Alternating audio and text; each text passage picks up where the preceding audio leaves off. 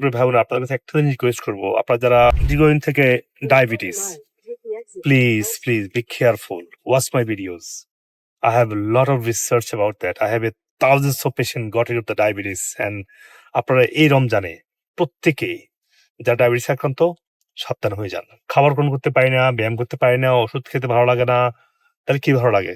আপনাকে সার্জারি হবে ভালো লাগে? আমার এই আত্মীয়র সার্জারি হয়েছে, ওপেন হার্ট সার্জারি হয়েছে। কারণ ডায়াবেটিস আপনার হাই সুগার আপনার যেমন হার্টকে অ্যাটাক করবে, আপনার ব্রেনকে অ্যাটাক করবে, মানে ব্রেন নার্ভগুলোকে ইনফ্লামেশন করবে এবং একসময় ব্রেন স্ট্রোক করবে এবং লিভার সমস্যা করবে, ফ্যাটি লিভার করবে। তারপরে লং রান যখন আপনি শরীরে হাই সুগার থাকবে, আপনি ওষুধ খাচ্ছেন, ব্লাড প্রেশার বাড়বে, ব্লাড প্রেশার কন্ট্রোল করছেন ওষুধ দিয়ে, তারপরে আর কি কোলেস্ট্রল মেডিসিন খাচ্ছেন। আমি বারবার বলেছি কোলেস্ট্রল মেডিসিনের সাথে সায়েন্সের কোনো সম্পর্ক নেই। আমি একটা কথা বারবার বলি, আপনারা যদি কোলেস্ট্রল মেডিসিন খান আমার কাছে আপনারা আসবেন না, আমার ট্রিটমেন্ট নেওয়ার দরকার নেই, আমার ওষুধ খাওয়ার দরকার নেই।